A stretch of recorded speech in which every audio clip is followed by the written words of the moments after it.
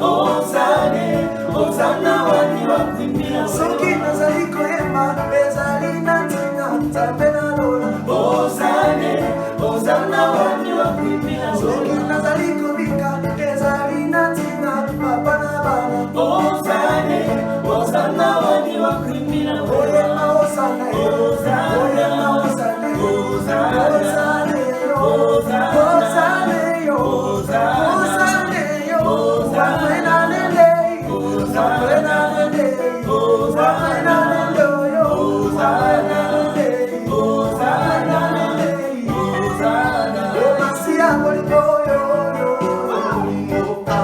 Masia bolingo yo yo yo bolingo Masia bolingo yo yo yo, Masia bolingo yo yo yo bolingo Masia bolingo na yo eleki nyonso bolingo motema na nga. Masia bolingo yo yo yo bolingo Oyebisa bango onaza ya Yesu, oyebisa bango onaza ya Nzambe, osikali bango onaza ya Yesu, oyebisa bango onaza ya Nzambe, oyebisa bango onaza ya Nzambe, osikali bango onaza ya Yesu, oyebisa bango onaza ya Yesu.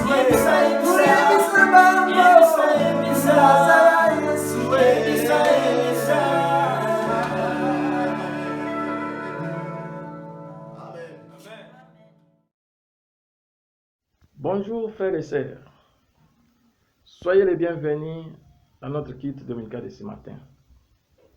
Mes frères et sœurs, je suis là devant vous pour la prière d'ouverture. Avant toute chose, nous allons lire une écriture, Psaume 150, versets 1 et 2. Louez l'Éternel, louez Dieu dans son sanctuaire. Louez-le dans l'étendue où éclate sa puissance. Louez-le pour les hauts faits. Louez-le selon l'immensité de sa grandeur. Frères et sœurs, baissons nos têtes et prions. Seigneur Dieu, Père éternel, notre Dieu d'amour, nous te sommes infiniment reconnaissants ce matin parce que nous sommes comptés parmi les vivants. Et tu nous as permis, tu nous as donné l'occasion, Seigneur, de nous trouver dans ces cultes à travers ces vidéoconférences. Raison pour laquelle, Seigneur, nous te disons merci, Seigneur. S'il te plaît, Papa, nous ne sommes pas dignes de citer ton nom, mais pardonne-nous de tous nos péchés, Seigneur, s'il te plaît. Voilà, Papa, nous te dédions ces cultes, toutes les étapes possibles. Sois avec nous, Seigneur. Commence avec nous. Du début jusqu'à la fin, Papa, comme Alpha.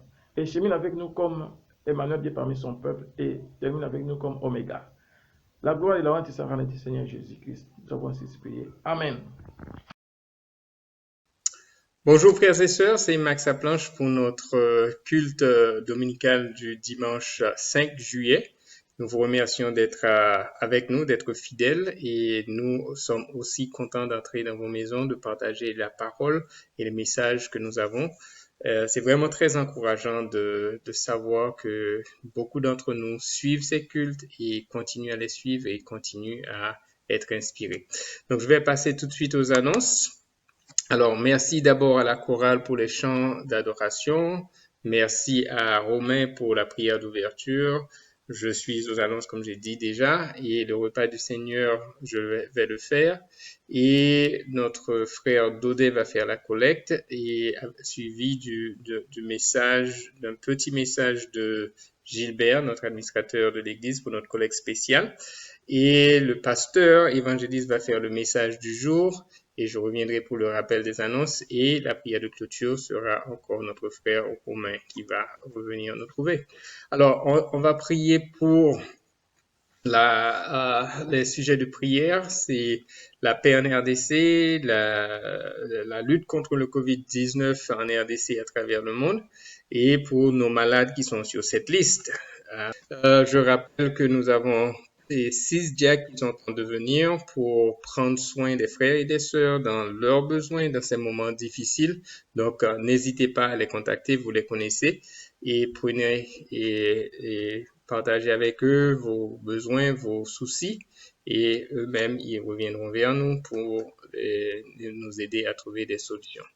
Alors, les statistiques de la COVID-19 en RDC, et au 3 juillet, nous avons 7379 cas et le nombre de guéris est en train d'augmenter. Ça, c'est une bonne nouvelle. On a 2961 guéris et on a 182 décédés. Encore, il y a 14 villes, 14 provinces qui sont touchées et Kinshasa, c'est la province qui a plus de 80% des cas. Qu'est-ce qu'il faut faire dans le cas de notre alerte? Nous avons lancé les alertes depuis le début de la pandémie. Et qu'est-ce que nous devons faire étant donné que la pandémie existe dans la ville, elle est très proche de nous. Et il y a eu même des frères dans l'église qui ont été contaminés par le COVID. Donc, qu'est-ce qu'il nous faut faire? Il faut se protéger et protéger les autres. Donc, c'est une obligation, c'est une responsabilité personnelle et individuelle de protéger les autres.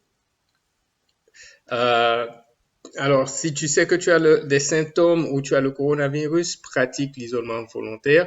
Et si tu fais, on t'encourage à faire les tests pour te dépister et trouver les solutions. Pour les gestes barrières, nous les connaissons déjà, nous les répétons tout le temps et vraiment que nous les tenons à cœur et que nous évitons de nous contaminer et de contaminer les autres.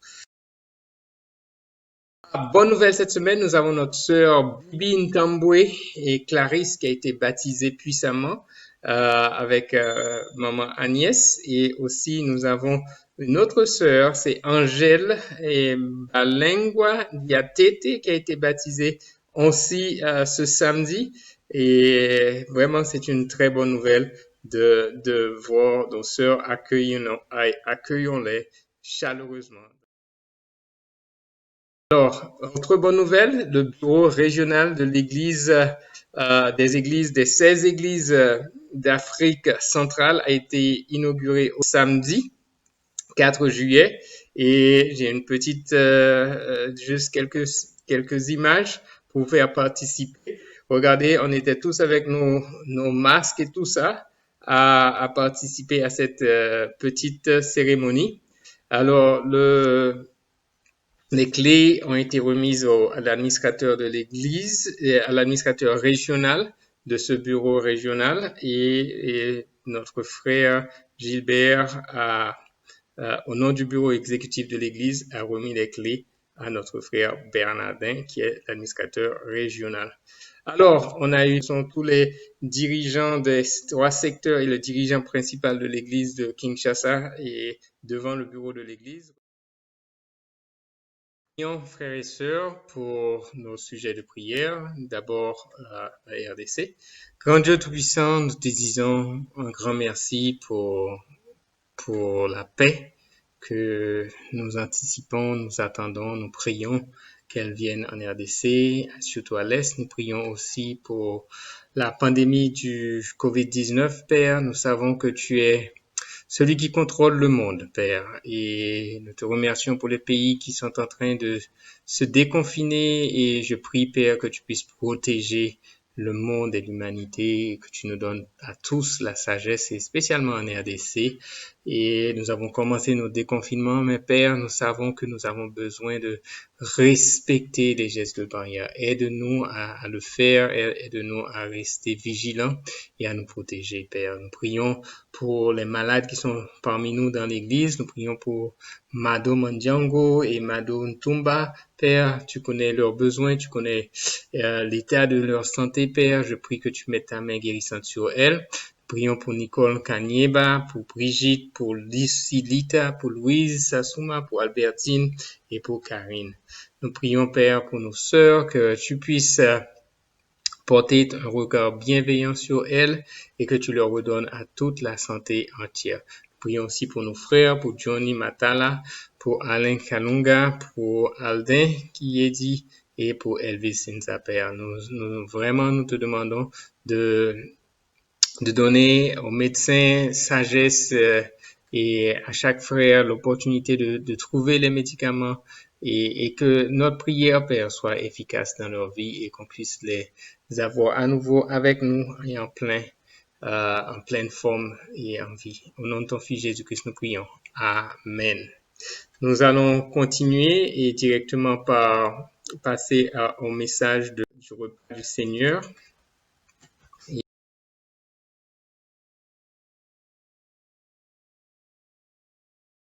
Il prit du pain et après avoir rendu grâce, il le rompit et leur donna en disant, « Ceci est mon corps qui est donné pour vous. Faites ceci en mémoire de moi. » Il prit de même la coupe après le souper et le leur donna en disant, « Cette coupe est la nouvelle alliance en mon sang qui est répandue pour vous. Cependant, voici la main de celui qui me livre est avec moi à cette table. Le Fils de l'homme s'en va selon ce qui a été déterminé, mais malheur à l'homme par qui il est livré. » Et ils commencèrent à se demander les uns aux autres qui était celui d'entre eux qui ferait cela. C'est intéressant que la Bible prend le temps de mentionner que Jésus nous a demandé de faire le repas du Seigneur en mémoire de lui. Et ce qui me touche, c'est que tout de suite après avoir fait la première cérémonie du repas du Seigneur, tout de suite après lui, il y avait déjà un traître parmi eux. Et Jésus nous a dit, malheur à celui par qui le scandale arrive. Et quand je pense à ça, Judas était là, il s'était infiltré parmi les frères autour de Jésus, mais Jésus savait qui il était. De la même manière que quand nous prenons le repas du Seigneur, Paul nous en parle dans Corinthiens, qu'il nous faut le prendre d'une manière digne, qu'il ne faut pas le prendre sans considérer sa mort, sans considérer sa souffrance. Sinon, nous sommes en train de le livrer à nouveau. Et quand je fais une étude sur la croix du Christ avec quelqu'un, c'est comme si je vivais encore la même expérience. J'ai toujours les mêmes sentiments, la même douleur, le même sentiment de voir qu'il a dû mourir pour moi. Et là, je vous encourage, frères et sœurs, de n'être pas celui qui prend le repas en vain et qui va le livrer à nouveau. Donc, nous pouvons le livrer à nouveau quand nous restons dans nos péchés. Nous pouvons le livrer à nouveau quand nous ne confessons pas nos péchés et quand nous ne nous repentons pas. Donc, je vous encourage, frères, je vous exhorte, frères et sœurs, de respecter le repas du Seigneur, de respecter, de considérer le corps du Christ et ses blessures et sa douleur et sa peine pour nous. Faisons une prière pour le repas. Pendant que nous allons le prendre, pensons à sa mort, pensons à ses sacrifices et vivons d'une manière digne de l'appellation que nous avons reçue. Allons faire une prière. Grand Dieu Tout-Puissant, te disons un grand merci pour ta bonté, ta fidélité envers nous. Merci parce que tu nous aimes et tu prends soin de nous. Nous prions, Père Saint, que tu nous aides à rester fidèles à toi et à ne pas prendre ce pain et ce vin de manière indigne et de vraiment considérer la souffrance qu'il a pris pour nous, qu'il a pris pour nos péchés et que ça nous motive à nous repentir et ça nous motive à vivre une vie qui t'honore et qui te fait plaisir et qui te donne gloire. Te remercions pour le vin et ce pain, nous prions que tu puisses le bénir. Au nom de ton Fils Jésus-Christ, nous prions. Amen. Amen.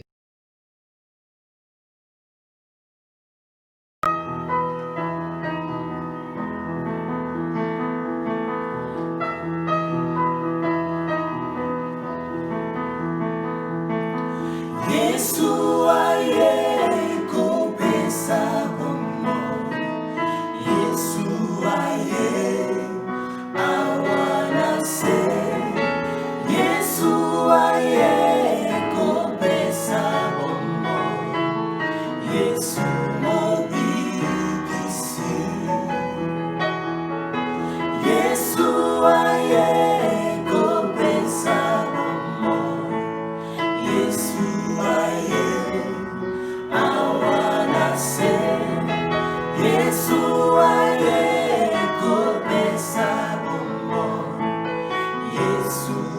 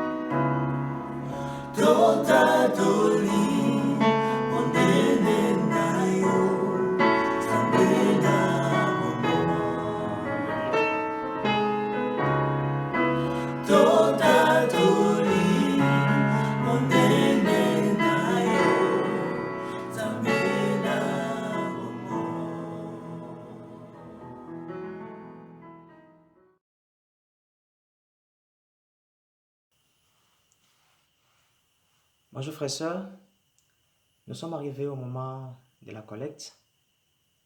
Mais avant d'aller dans la Bible, permettez-moi de dire merci à Dieu et merci aux dirigeants de l'Église pour cette opportunité qu'ils me donnent ce matin de me présenter devant vous. Lisons un passage dans Colossiens 3, verset 23. La Bible dit, tout ce que vous faites, faites-le de tout votre cœur, comme pour le Seigneur et non pour des hommes. Dieu dit tout ce que nous devons faire.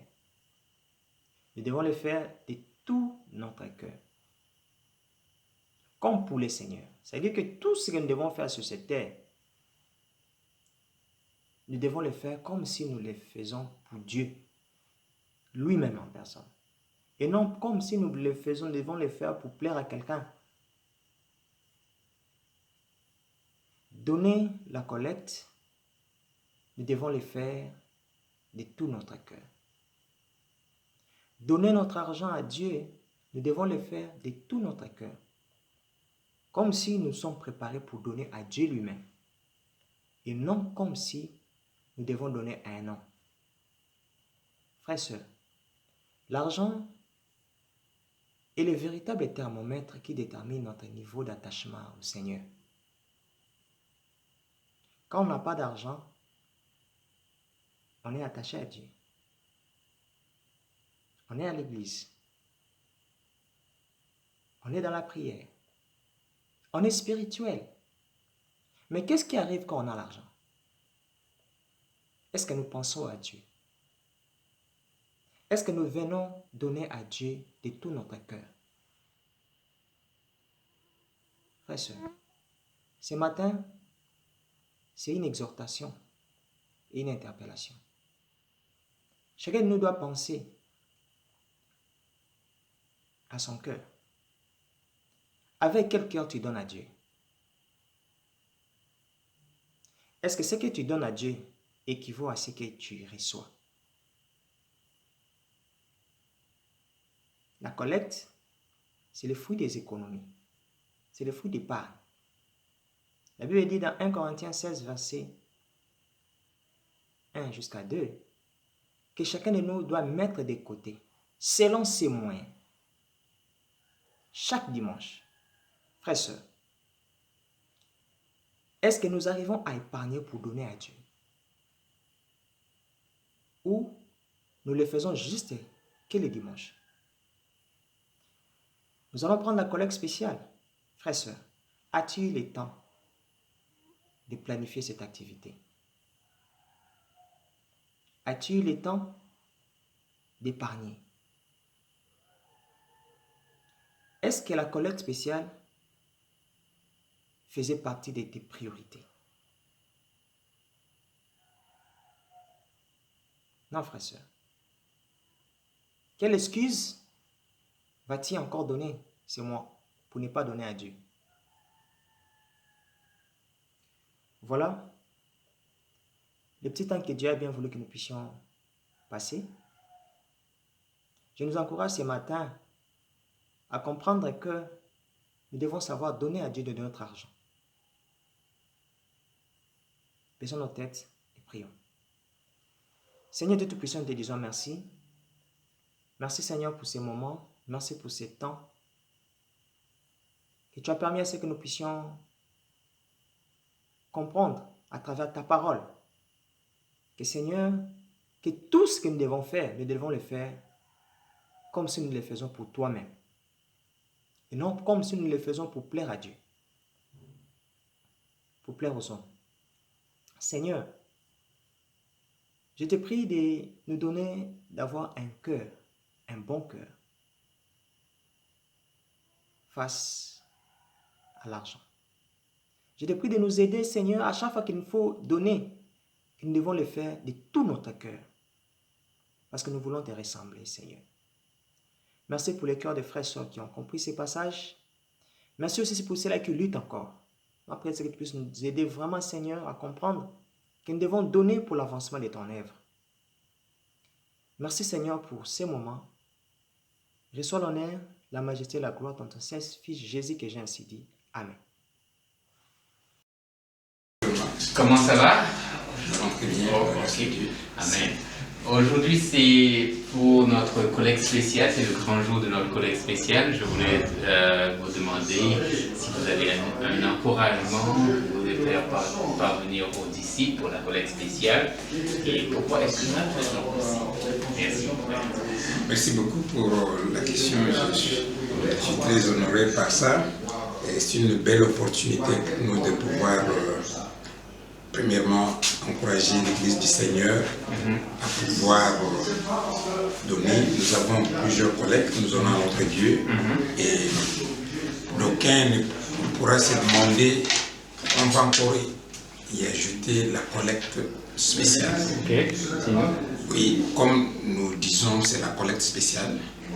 Elle est vraiment spéciale puisque en dehors de la dîme, de l'offrande pour les pauvres que nous donnons, elle va servir pour l'œuvre du Seigneur, pour l'évangélisation, soutenir nos églises, les différentes missions à travers la RDC. À travers le pays, la RDC. Et c'est avec ce fonds-là que chacun de nous apporte à notre Dieu que nous pouvons sauver les âmes à travers le pays. Le pays est vaste et nous avons énormément besoin de moyens. Et surtout en cette période difficile de Covid-19, j'encourage les frères et sœurs, nous encourageons pour que nous puissions faire encore plus de sacrifices pour honorer notre Dieu avec notre argent. Amen. Merci mon frère et je suis sûr que cette collecte-là va permettre à faire avancer le royaume de Dieu et ce sera le sacrifice de chacun de nous. De mettre un petit peu plus dans la corbeille pour aider à avancer le royaume. Nous avons vu ensemble comment que le culte national nous a soudés et nous voulons voir que dans la RDC, la parole soit prêchée à travers la RDC. Il y a probablement d'autres missions qui devront être plantées. Donc chaque fois que nous contribuons dans cette collecte spéciale, mais nous avançons le royaume de Dieu. Que le rêve continue, que la mission continue et que la promesse continue. Merci.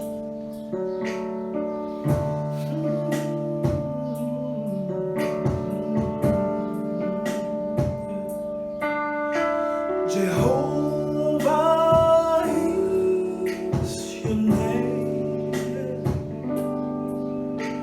Jehovah is your name. Jehovah is son nom. Jehovah est son nom. Puissant guerrier, fort dans le combat. Jehovah est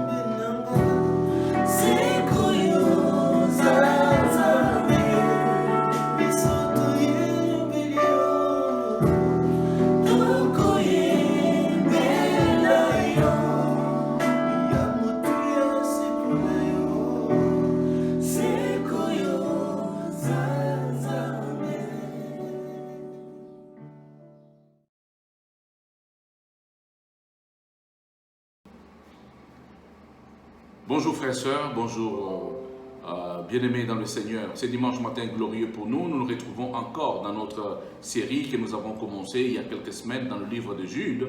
Et aujourd'hui, nous allons devoir continuer avec le verset 5, à partir du verset 5 jusqu'au verset 7. Mais sans plus tarder, baissons la tête et prions s'il vous plaît. Père éternel, nous voulons te dire infiniment merci pour ton amour, ta bonté, Seigneur. Père, merci pour le privilège que tu nous accordes d'être dans ta parole. Et Père, nous savons que ta parole est la vérité. Ta parole est capable de nous changer, de nous transformer. Et Père, surtout de nous aider à comprendre tes mystères cachés. Père, révèle-nous ta volonté, Seigneur.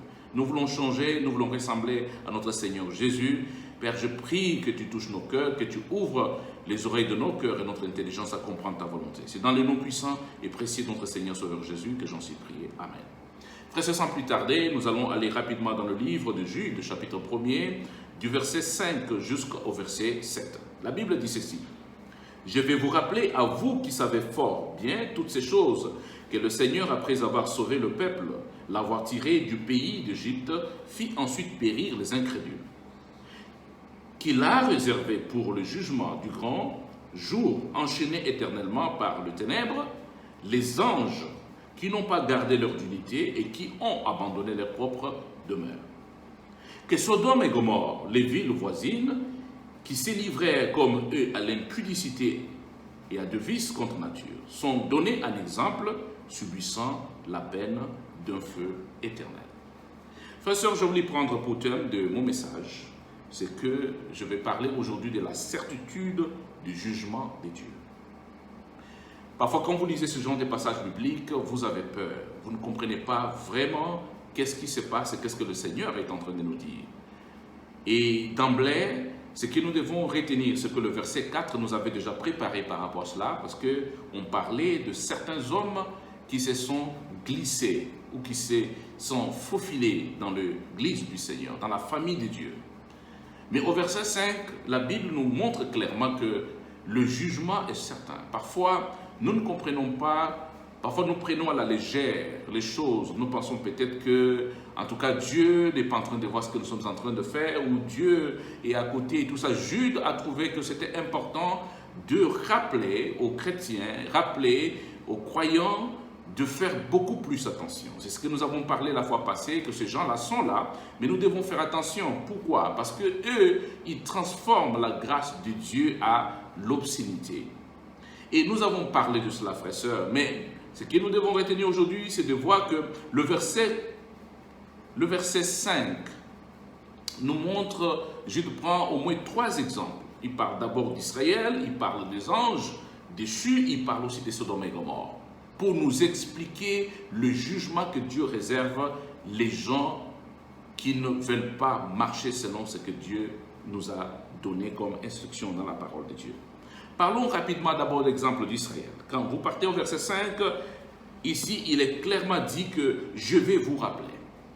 Vous savez, il est toujours salutaire de nous rappeler des choses. Parfois, beaucoup de gens ont l'habitude de dire non, mais je connais déjà ça, je n'ai pas besoin qu'on me parle de ça, je sais déjà. Mais je dis, je vais vous rappeler ce que vous savez déjà.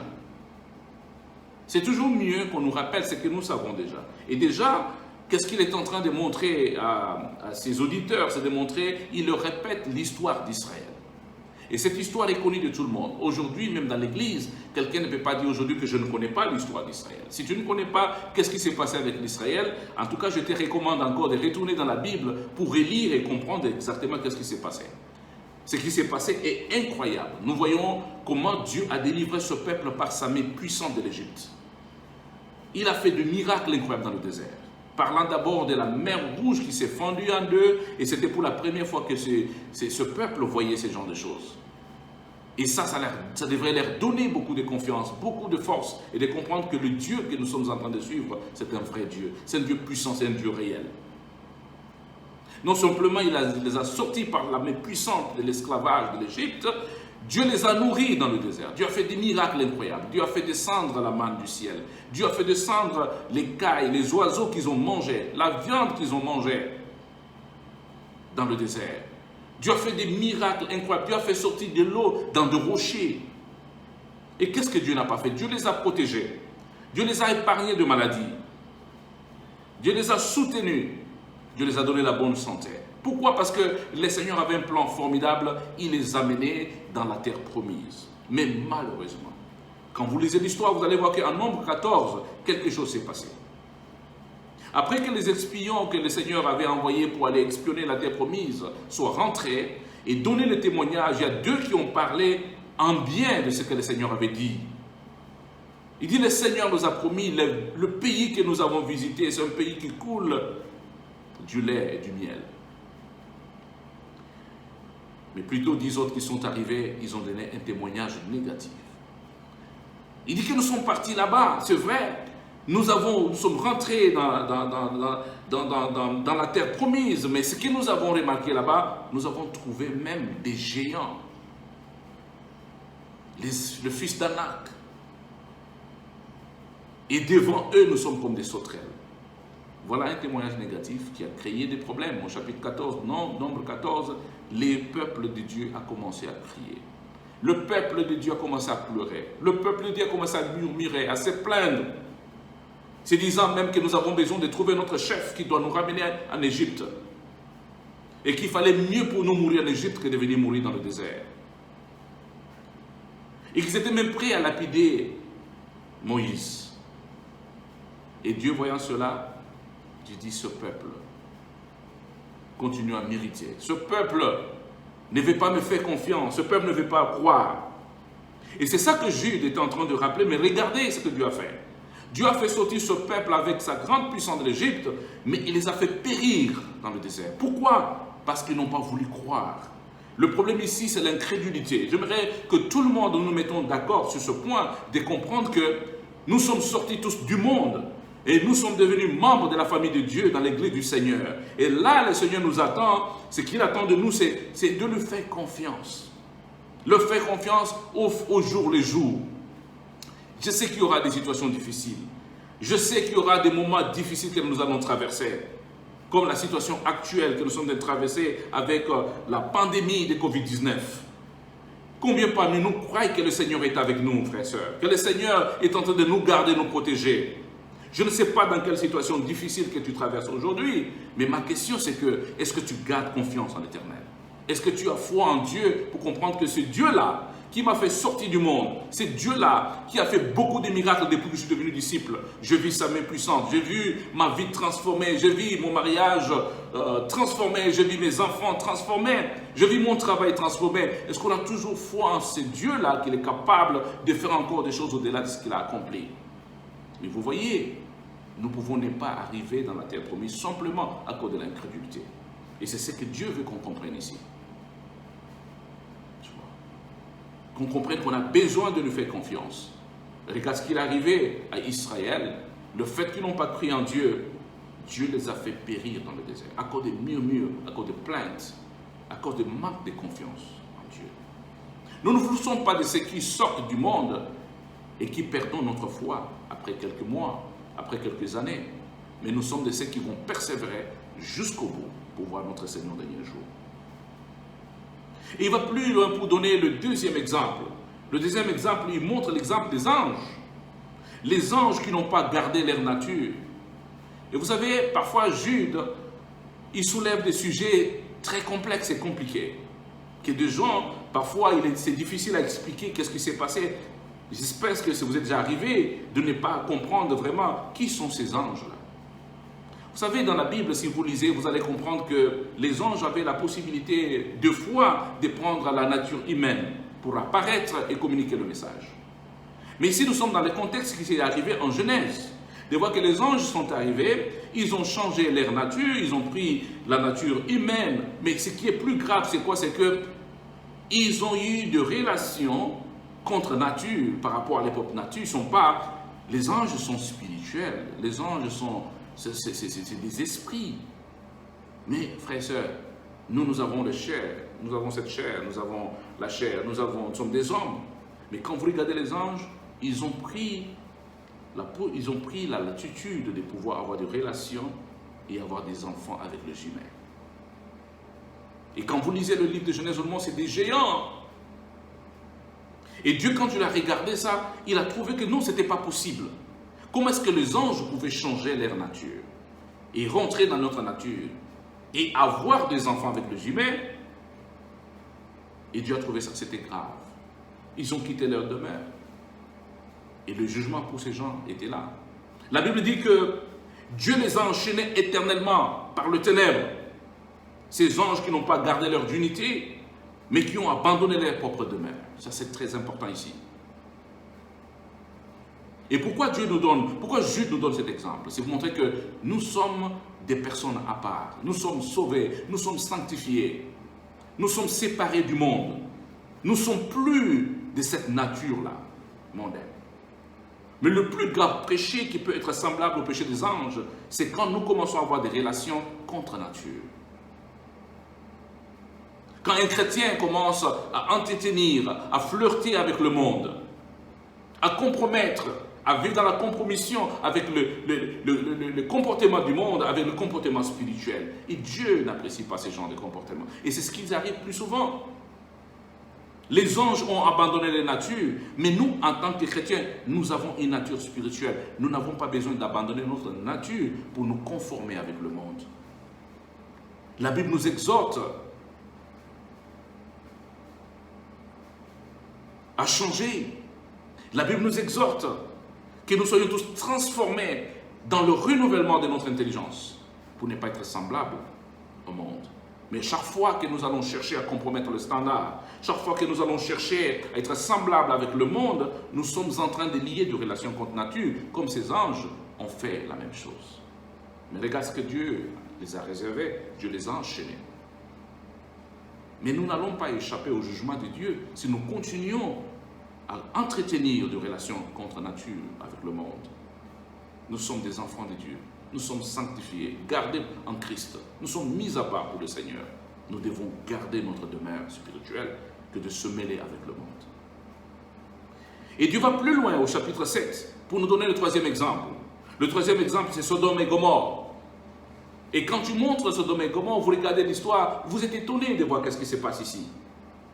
Le péché le plus horrible, le péché horrible qui était dans ces deux villes, Sodome et Gomorrhe, c'était l'homosexualité.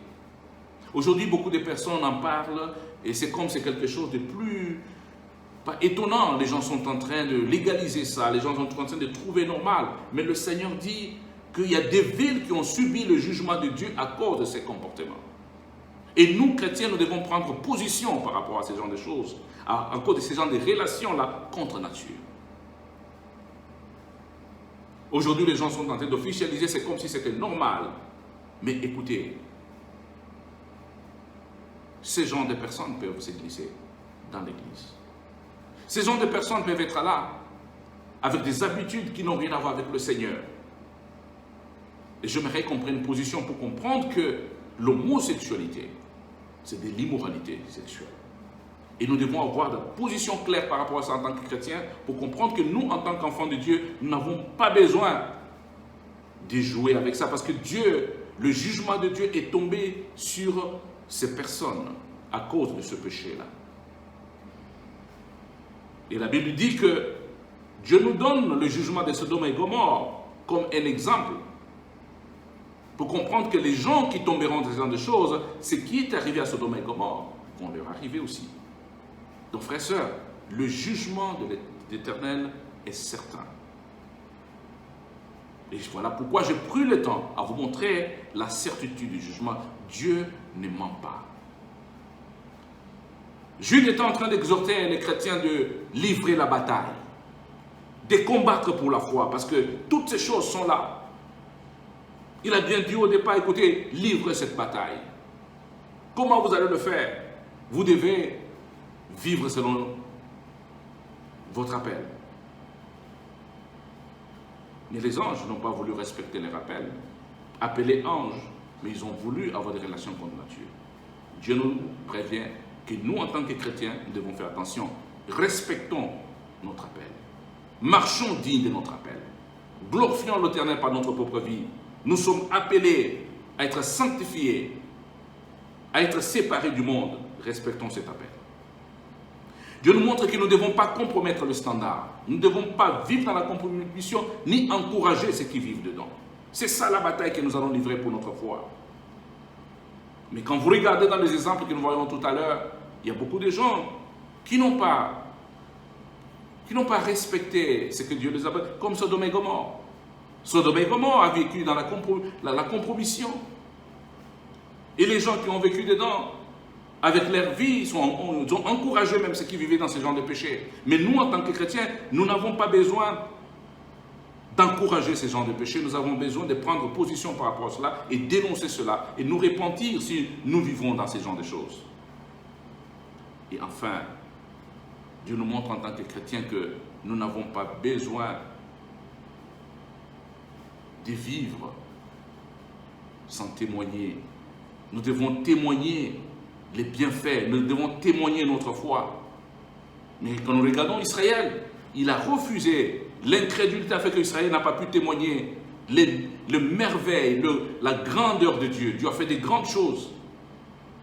Mais par l'incrédulité, ils n'ont pas pu faire confiance en Dieu. Et ça nous arrive aujourd'hui. Beaucoup de chrétiens ne veulent pas témoigner les merveilles, la grandeur de Dieu, les bienfaits de l'Éternel. Décidons de nous repentir, de comprendre que le jugement de Dieu est certain, mais nous avons besoin de livrer la bataille, nous avons besoin de défendre et livrer le combat pour notre foi que le Seigneur nous a accordé. C'est dans le nom puissant de notre Seigneur Jésus que je prie que ce message que je vais partager tout à l'heure ait l'impact dans le cœur de chacun de nous et que notre vie change. Que le Seigneur nous bénisse. Amen. Frères et sœurs, nous sommes à la fin de notre culte de ce matin. Baissons nos têtes et prions. Père éternel, nous te sommes infiniment reconnaissants. Et nous te disons merci parce que Seigneur, nous avons demandé au début de ce culte de nous assister comme Alpha et d'être avec nous comme Emmanuel, Dieu parmi son peuple, et finir avec nous comme Oméga. Ce que nous avons vécu, Seigneur, et surtout tu nous as parlé comme un père qui parle à ses enfants. Merci Seigneur pour ces messages. Donne-nous la force et la volonté de Papa de mettre en pratique ces messages. Nous recommandons la suite de la journée des Saintes Mains. Et nous recommandons le début de la semaine entre les Saintes Mains. Soit avec nous, Seigneur, de sorte que nous puissions, Seigneur, réussir avec tous les rendez-vous de la semaine que tu nous assistes possiblement, Seigneur Jésus. Soit avec nous. Quand nous allons, Seigneur, nous retrouver encore la semaine prochaine dans un culte dominical, soit à travers les vidéoconférences, soit quitte ensemble, la gloire de Dieu te sera rendue. Nous t'avons ainsi prié au nom du Seigneur Jésus-Christ. Amen. Bon dimanche à tous. Au fond, Seigneur, reconnaissance, son amour durera jamais. Car il est bon, il est au-dessus de tout, yeah. Son amour durera jamais. Chantons.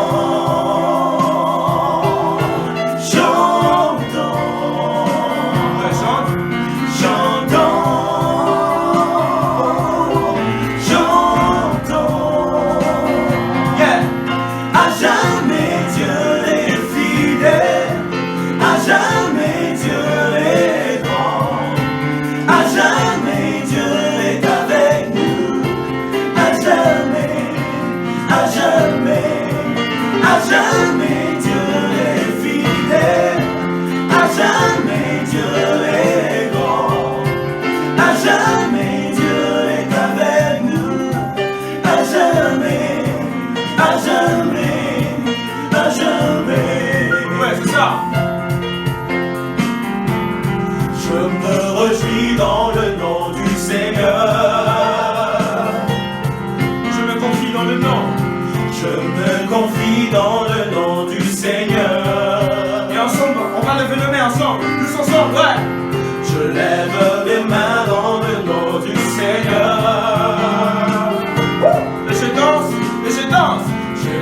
de joie dans le nom